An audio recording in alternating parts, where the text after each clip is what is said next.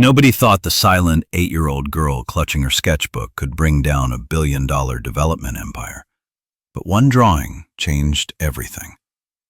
Before we dive into the story, take a moment and tell us where you're watching from. It helps new viewers find stories like this. Dominic Thorne stood at the entrance of the Harborview Community Center, watching crane demolition crews position themselves around the building like vultures circling prey. The morning sun caught the windows of the worn structure, prime coastal real estate that would become the crown jewel of his Cape Marina resort, a $200 million project that would transform sleepy Windrift Bay into a destination for the ultra-wealthy. His assistant Carla appeared at his elbow, tablet in hand, her voice careful. "Sir, the final eviction notices were served. Most residents cleared out over the weekend. There's just one situation remaining." Dominic checked his Patek Philippe, the weight of it familiar on his wrist.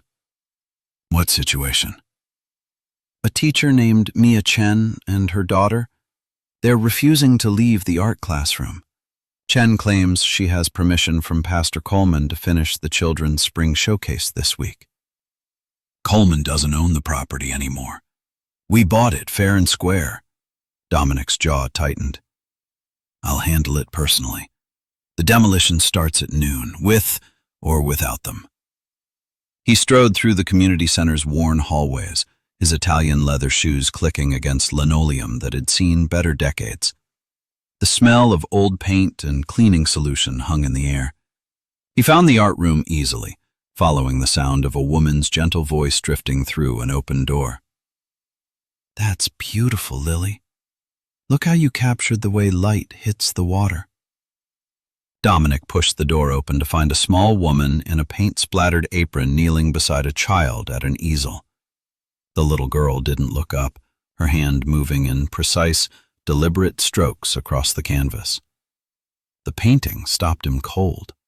A seascape so vivid and emotionally complex it could have hung in a gallery, created by hands that couldn't have been more than 8 years old. "Ms. Chen?" Dominic's voice was all business, cutting through the quiet intimacy of the moment. "I'm Dominic Thorne. This building is scheduled for demolition in 4 hours. You need to vacate immediately." Mia stood slowly, deliberately placing herself between Dominic and her daughter.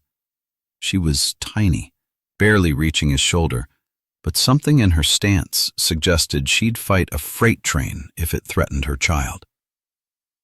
"Mr. Thorne, I've been trying to reach you for weeks. This showcase means everything to these children. Just give us until Friday." "The construction timeline doesn't accommodate sentimental projects." Dominic glanced at the child who still hadn't acknowledged his presence, lost in her canvas. "Your daughter needs to pack her things."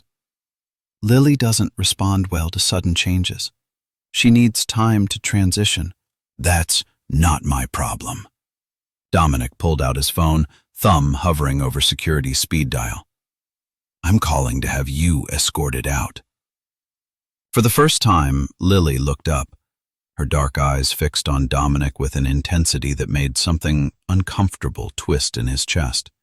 Then, with sudden, violent energy, she grabbed a fresh canvas and began painting furiously, her small hands moving so fast they blurred, colors splashing across the white surface in patterns that seemed to pulse with emotion. "Lily, sweetie, it's okay." Mia reached for her daughter, but the child was locked in her creative trance, beyond reach of words or touch. "What's wrong with her?" Dominic demanded, taking an involuntary step back from the intensity of the child's focus. Mia's eyes flashed with protective fury. "Nothing is wrong with her. She's autistic and nonverbal. When she's overwhelmed, she processes through art, and you just terrified her." "I don't have time for this." Dominic moved toward the door, needing to escape the weight of those paintings, that child's knowing gaze. "Security will escort you out in 15 minutes. If you're not gone by then, you'll be removed forcibly. Pack what you can carry." He was halfway down the hall when he heard running footsteps behind him. Mia caught up, breathing hard, her hand catching his sleeve. "Mr. Thorne, please. Lily's therapies, her specialists, they're all here in Windrift Bay. We can't afford to relocate. The stipend I received from Pastor Coleman was supposed to last through the summer while I looked for another teaching position." "Coleman made promises he couldn't keep. That's not my responsibility." Dominic pulled his arm free, straightening his tie. "Your resort is displacing 47 families. Doesn't that matter to you at all?" Dominic stopped, turning to face her with the practiced corporate coldness he'd perfected over a decade.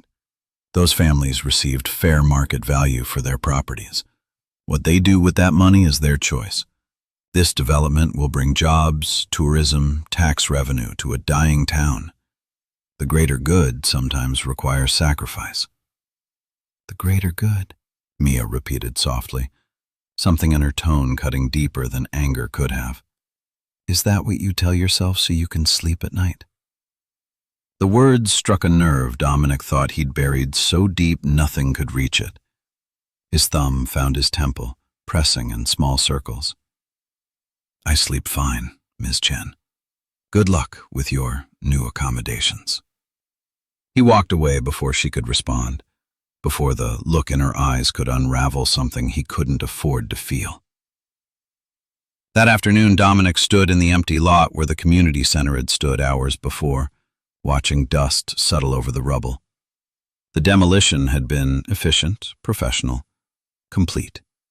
His sister Vanessa appeared beside him, tablet in hand, her heels sinking slightly into the disturbed earth. "The media's eating it up. Thorne Developments brings modern luxury to Forgotten Coast." Father's thrilled with the press coverage. She scrolled through images, her manicured nails tapping against the screen. "Although there's one small problem. That teacher you evicted, she posted a video of you telling her to vacate. It's getting traction on local social media. People are calling you heartless." "Let them." Dominic's voice was flat. "By next month, they'll be lining up for jobs at the resort." But he found himself thinking about the little girl's painting, the precision and emotion in every brushstroke, and the way she'd looked at him, not with fear or anger, but with a kind of knowing that unsettled him more than any accusation could have.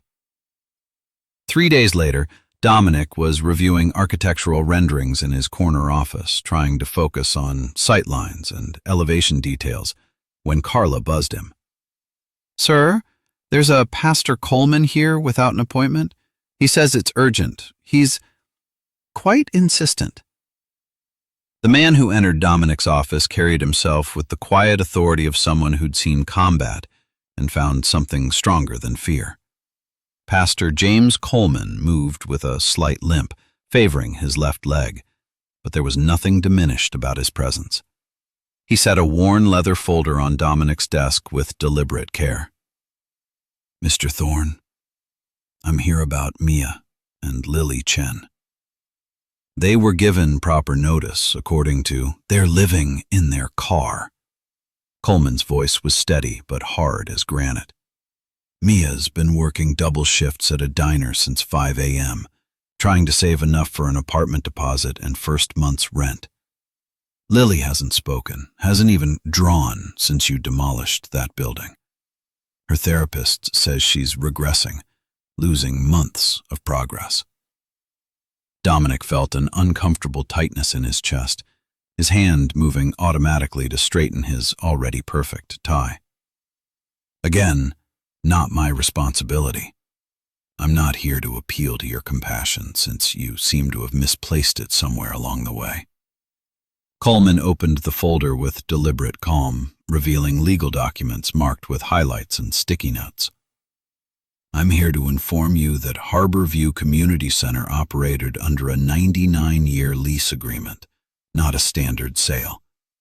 The land reverts to the town if the center's educational mission is abandoned. Your purchase is invalid. The town council is filing an injunction Monday morning." Dominic scanned the documents, his mind racing through implications and counter-strategies. This is a stalling tactic. My lawyers will demolish this in court within a month. Maybe, maybe not. But it'll take 6 months minimum, and your investors won't wait that long. Construction delays, legal fees mounting, negative press coverage. Coleman stood, clasping his hands behind his back. I've already spoken to 3 of your major investors. They're concerned. You have another option. The town will validate your purchase if you agree to fund a new community system in a different location and provide genuine relocation assistance to the displaced families. That would cost millions we didn't budget, less than you'll lose in legal fees, construction delays, and investor withdrawals.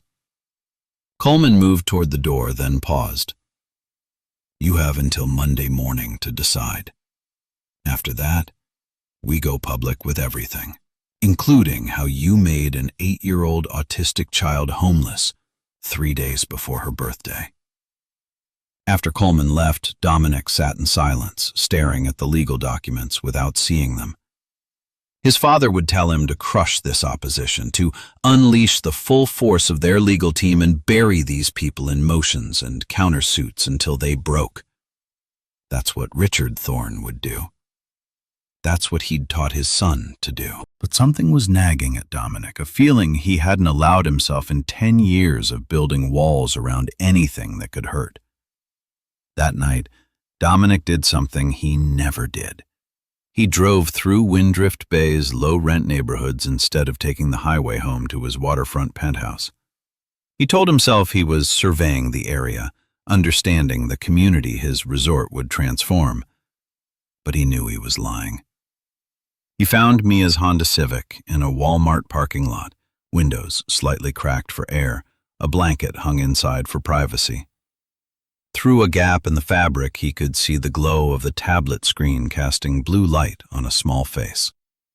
Dominic sat in his Range Rover 20 feet away, engine idling, paralyzed by an emotion he couldn't name and didn't want to examine. His hands gripped the steering wheel until his knuckles went white. Finally, he drove away, but the image followed him home, that makeshift curtain, that dim glow, that child trying to find comfort in a car that should have been temporary transportation, not a home. At 2 in the morning, unable to sleep, he found himself looking at his phone, scrolling through photos he usually kept buried in a hidden album. Evan, his son, 4 years old forever, with that gap-toothed smile and fearless laugh that could light up entire rooms. The last photo, taken the morning of the accident, Evan holding up a drawing he'd made in preschool, so proud of the stick figures he'd labeled Me and Daddy. Dominic had been on a conference call about a Las Vegas development deal when the nanny called, hysterical. He'd been negotiating an acquisition instead of watching his son at the backyard pool. By the time he arrived at the hospital, Evan was gone. Just gone. 4 years of life, of laughter, of possibility, erased while Dominic discussed profit margins and zoning variances. He'd buried Evan in the family plot. Buried his marriage 6 months later when Sarah finally stopped trying to reach the husband who disappeared into work. Buried everything that could hurt, and built an empire on top of the grave, brick by deliberate brick. His phone rang, shattering the 2 a.m. silence. Vanessa. We have a problem. Someone leaked the lease agreement to the media. The story's everywhere. Development giant's $200 million project built on illegal land grab. Father wants you at the estate immediately. He's furious. The Thorne family estate sat on 3 acres of prime coastline, a monument to generations of successful development. Richard Thorne held court in his study, surrounded by law books and photographs of groundbreakings, ribbon cuttings, conquered land transformed into profitable ventures. This is a disaster, Richard said without preamble, without greeting, his cold blue eyes fixed on his son. Our investors are spooked. The mayor's office is publicly distancing themselves. Our competitors are circling. You need to fix this immediately. Coleman's terms aren't unreasonable if we look at the numbers. Coleman's terms set a precedent that every development we touch can be challenged by sob stories and legal technicalities. Richard leaned forward, fingers steepled in that familiar cathedral shape that meant his word was law. You settle with them, you look weak. You show weakness, you lose everything I built over 40 years. Vanessa added smoothly from her position by the window, tablet glowing in her hands. I've found irregularities in Coleman's Center, tax issues from 3 years ago, minor safety violations, documentation problems. We can bury him legally if we push hard enough, discredit the whole operation. Dominic looked at his sister, really seeing her for perhaps the first time. She didn't care about the town or the families or the truth. She cared about winning, about proving to their father she was as ruthless as his golden boy son had once been. Maybe more so. What happened to you? He asked quietly. What happened to you? She shot back, tilting her head in that almost sympathetic way that meant she was moving in for the kill. You used to understand that business isn't charity. You used to know that other people's problems aren't our responsibility. Ever since Evan died, you've been running from anything that makes you feel, and that made you better at this job. Don't go soft now when we're this close to the biggest project of our careers. The mention of Evan's name, usually forbidden in family discussions, an unspoken rule, hung in the air like smoke from a gun. Richard's face tightened, a vein becoming visible at his temple.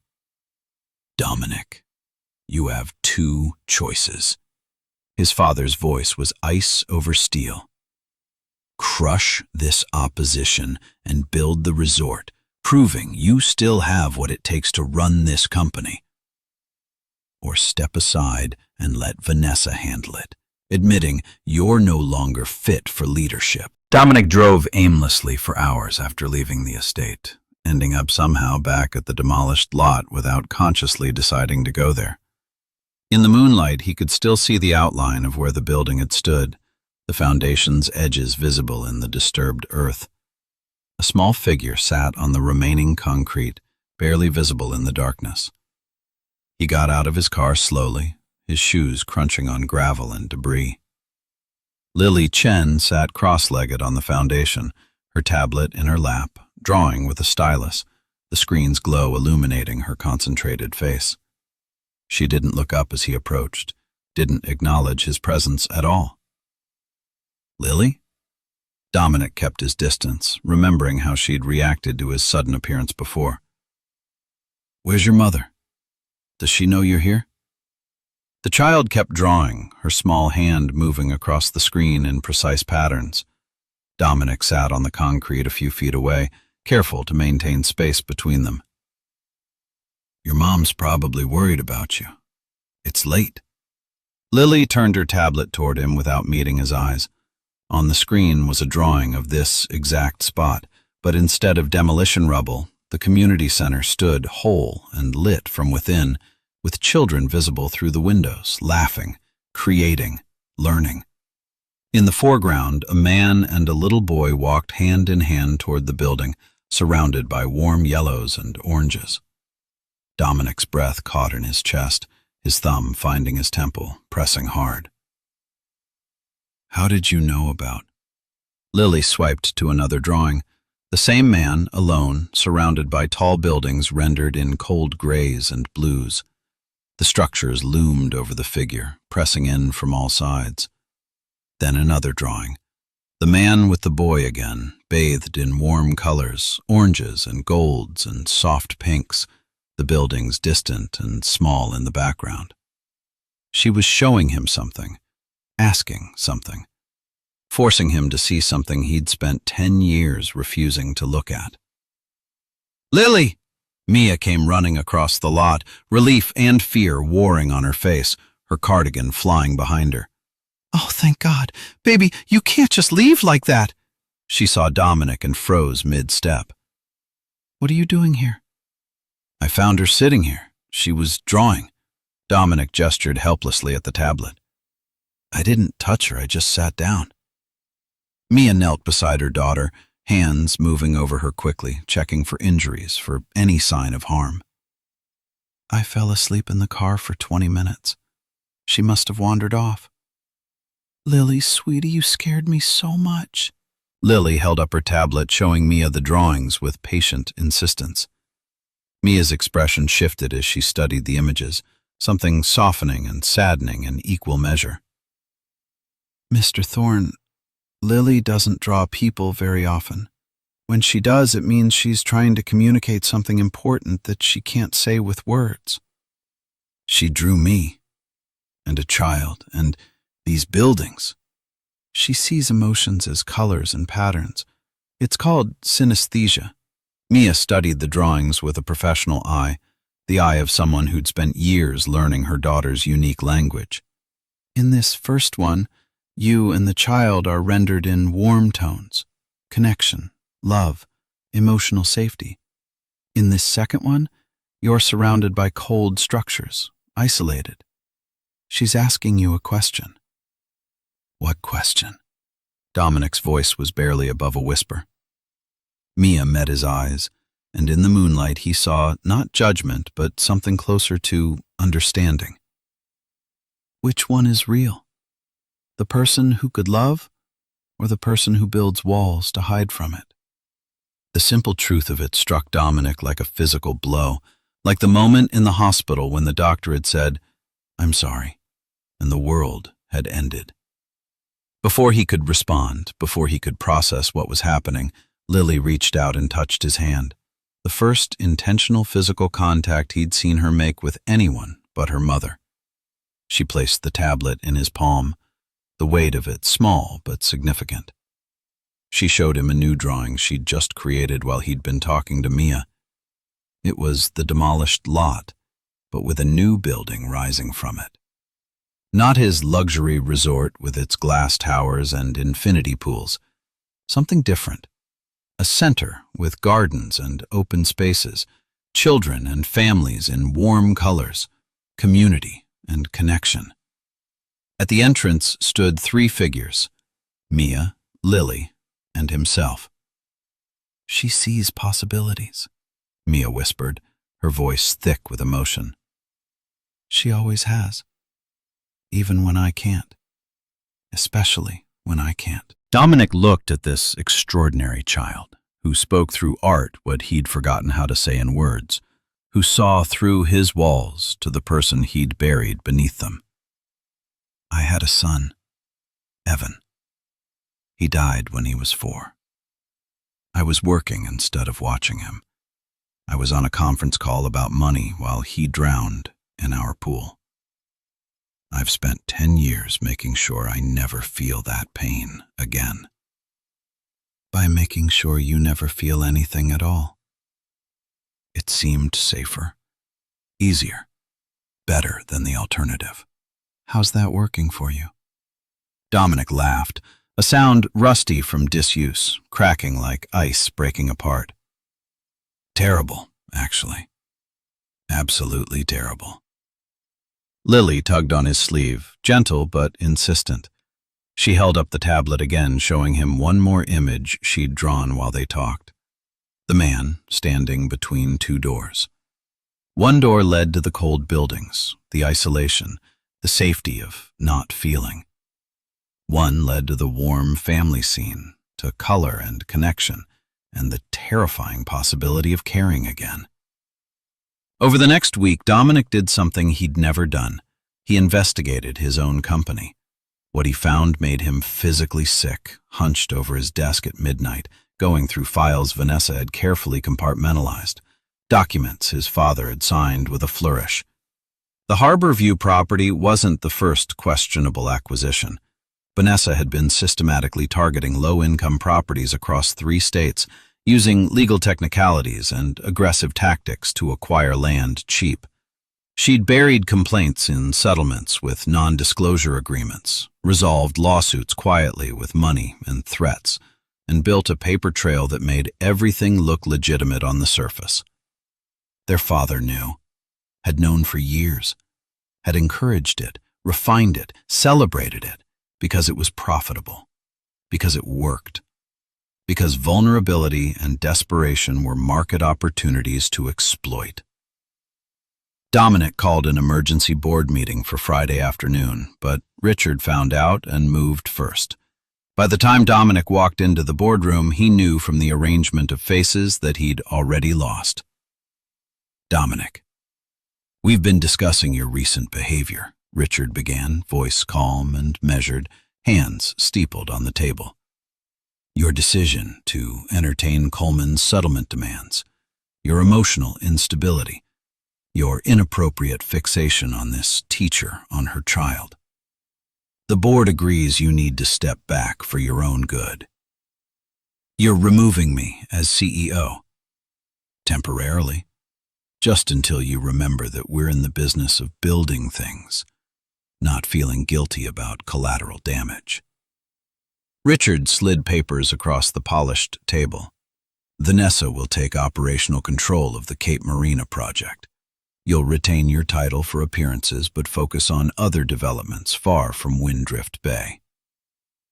Dominic looked around the table at board members he'd known for years, people who'd celebrated his victories, who'd attended Evan's funeral and told him how sorry they were, who'd watched him build this company into something formidable.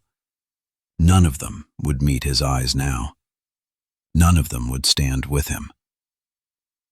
"What if I refuse?" "Then we vote you out entirely. I still control 51% of the shares." Vanessa's smile was triumphant, predatory, everything their father had taught her to be. "This is what you wanted, isn't it, Dominic? To be free of responsibility? Now you can grieve your son without the burden of actually building anything meaningful." The cruelty of it, weaponizing his grief, his greatest failure, his deepest wound, should have broken him, should have sent him back to that numb place where nothing could hurt because nothing could touch him. Instead, it clarified everything with brutal, perfect clarity. "I need 24 hours, Dominic said quietly, standing slowly, "to consider my options and make arrangements." "You have until Monday morning, 9 a.m. sharp," Richard confirmed, already turning back to his papers as if his son had ceased to matter. "After that, we proceed with or without your cooperation." Dominic found Mia at the diner where she was working the evening shift. She looked exhausted, dark circles under her eyes deep enough to be bruises, moving on autopilot as she refilled coffee cups and took orders with mechanical efficiency. "Ms. Chen, Mia, can we talk?" She glanced at him warily, coffee pot still in hand. "I'm working. My shift doesn't end for 2 hours. It's important, please. I'll pay for your lost wages if you get in trouble." She studied him for a long moment, then led him to a back booth, sliding in across from him with her arms crossed defensively.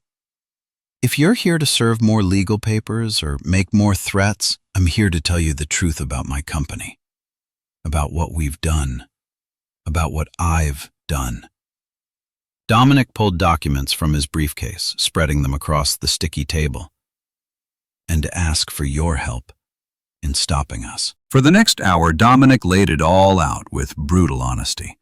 The questionable acquisitions across 3 states, the buried complaints, the systematic targeting of vulnerable communities.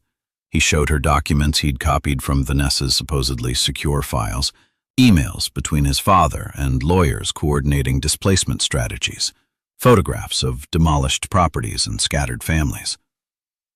"Why are you telling me this?" Mia asked when he finished, her voice shaking with anger or shock, or both. "Why now?" "Because I need you to take it to Pastor Coleman, to the media, to anyone who'll listen and act. My board is removing me Monday morning. If this doesn't come out before then, Vanessa will bury it forever and your community along with it. More communities after that. You're asking me to destroy your company, your family legacy. I'm asking you to expose the truth. Whatever happens after that is what should happen, what needs to happen. Dominic met her eyes. I can't fix this from inside anymore. They've made sure of that. Mia studied him with those warm, perceptive eyes that saw too much. This will cost you everything. Your company, your money, your family, your reputation. Everything. I already lost everything that mattered 10 years ago, when Evan drowned. Dominic pulled out his phone, showing her the photos with hands that trembled slightly. I've just been too afraid and too numb to admit it. Your daughter sees things other people miss. She saw that I was drowning in these buildings I've built to protect myself. She offered me a door I didn't know existed. She showed me I still had a choice. And which door are you choosing? The one that leads to being the person Evan deserved as a father. The person he thought I was before I failed him. Even if I'm 10 years too late to matter. Mia reached across the table, covering his hand with hers, her palm warm against his cold skin. You're not too late, Dominic. Not for this. Not for doing the right thing. That weekend, Pastor Coleman called a town hall meeting at the only venue large enough, the high school gymnasium. Standing before 200 residents of Windrift Bay, Dominic did something he'd never done in his entire professional life. He told the complete, unvarnished truth about himself and his company. My name is Dominic Thorne, and my company has been systematically exploiting low-income communities for profit. I'm here tonight to confess what we've done and to make it right, regardless of the personal cost to me. He walked through every questionable deal methodically, naming names, including his own, showing documents on a projector Coleman had set up. Every family displaced, every complaint buried, every legal technicality exploited. The crowd's anger was palpable, justified, terrifying. Dominic forced himself to stand in it, to feel it, to accept it. I can't undo the harm we've caused. I can't bring back buildings we demolished or restore communities we fractured. But I can offer you a choice. He clicked to a new slide, detailed plans for a community-focused development he'd worked on for 72 hours straight. This is an alternative proposal for the Harborview property. Mixed-income housing, a new community center with triple the space, job training programs funded through resort profits. It won't make nearly as much money as my original plan. It might not make any profit at all. But it will serve the people who were here first, who built this town, who deserve better than what I gave them. Why should we trust you? Someone called out from the back, voice harsh with years of being lied to. You're only doing this because you got caught, because it serves you somehow. You're absolutely right. I'm only doing this because an 8-year-old girl looked at me and asked who I really was. Because her mother taught me that my son would be ashamed of what I'd become. Because I finally understood that losing Evan wasn't the worst thing that happened to me. Becoming someone who could hurt families like yours, who could make a child homeless and call it business, that was worse. That was the real tragedy. The crowd's hostility wavered, uncertainty creeping in like dawn breaking. Then a small hand slipped into Dominic's. Lily had walked onto the stage from the side door, Mia following close behind, both of them bathed in the harsh gymnasium lights. The child held up her tablet, showing the drawing she'd created, the vision of the new development with its gardens and open spaces, warm colors and connected families. This is what Lily sees as possible, Mia said, her voice carrying across the silent room with the authority of absolute conviction. She's never been wrong about people, not once in her 8 years. She saw goodness in Mr. Thorne when I couldn't, when I wanted to hate him. She's asking you to see it too, and to give him a chance to prove she's right about him. Pastor Coleman stood slowly from his seat in the front row. The question before us tonight isn't whether to forgive Dominic Thorne. Forgiveness is between him and God. The question is whether we're willing to build something better than what was broken.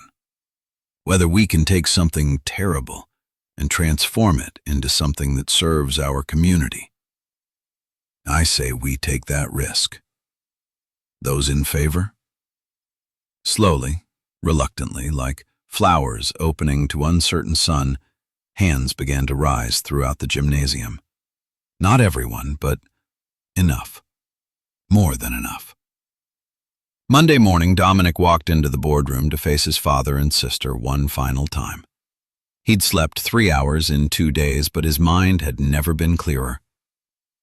"I'm not signing your papers," he said without preamble.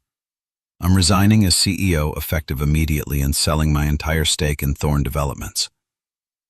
Richard's face darkened, that vein at his temple pulsing visibly. "To whom?" "To a community trust that will be managed by a board including Pastor Coleman, Lily Chen, and 3 members elected from Windrift Bay. They'll determine the future of Cape Marina and oversee a comprehensive audit of all our acquisitions over the past decade. Every single one." "You're destroying everything I built." Richard's voice rose for the first time Dominic could remember in years. "Everything 3 generations of Thornes created!" "You built it on other people's suffering, on their desperation and vulnerability. I'm just redistributing it to the people it should have served from the beginning."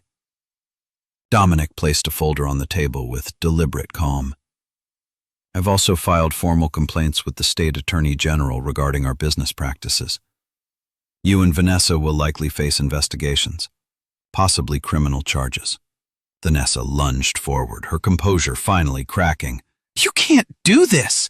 This company is your legacy. It's everything." "It's not my legacy. Evan was my legacy." Dominic's voice broke slightly on his son's name. "And I dishonored his memory every single day I spent building empires instead of building the kind of world he deserved to grow up in. The kind of world where 8-year-old girls don't sleep in cars because men like me value profit over people." Richard's voice dropped to ice, to absolute zero. "You'll have nothing. No company, no wealth, no family. We'll disown you. Your name will be poison in this industry. I have a chance to be someone my son wouldn't be ashamed of. Someone who does the right thing even when it costs everything." Dominic straightened his tie one last time, a gesture that felt like goodbye to the man he'd been.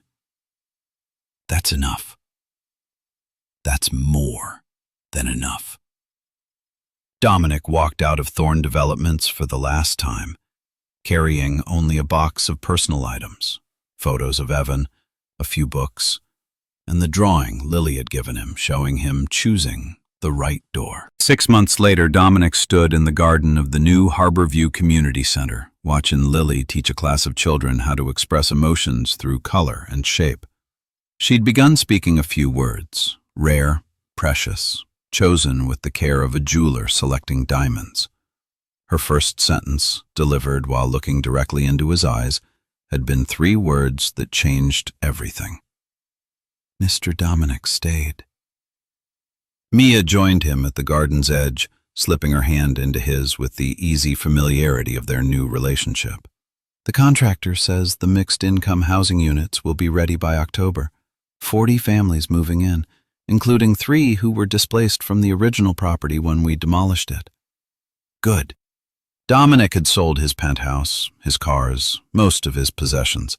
He now lived in a modest apartment in Windrift Bay and worked as a consultant for nonprofit developers, using his expertise to create affordable housing instead of luxury resorts. The wealth he'd accumulated had mostly gone to the community trust and restitution payments for displaced families. He'd never been happier, never felt more whole. Pastor Coleman wants to know if you'll co-teach the financial literacy course this fall, Mia continued, smiling slightly. He thinks your experience with how not to use money could be valuable to young people starting out. Dominic laughed, the sound easy now, natural. Tell him yes. Absolutely yes. Lily finished her class with a demonstration of how to blend colors, then ran over with the boundless energy of a child who'd found safety again. She threw her arms around Dominic's waist in a hug that still surprised him every time with its trust, its acceptance.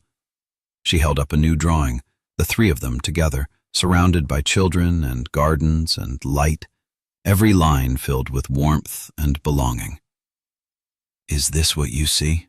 Dominic asked, signing the words as he spoke, using the sign language they'd all been learning together. Lily nodded, then spoke carefully, choosing her words.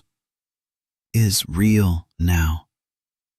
Yes, Dominic agreed, pulling both Lily and Mia close, feeling the weight of family, of love, of second chances.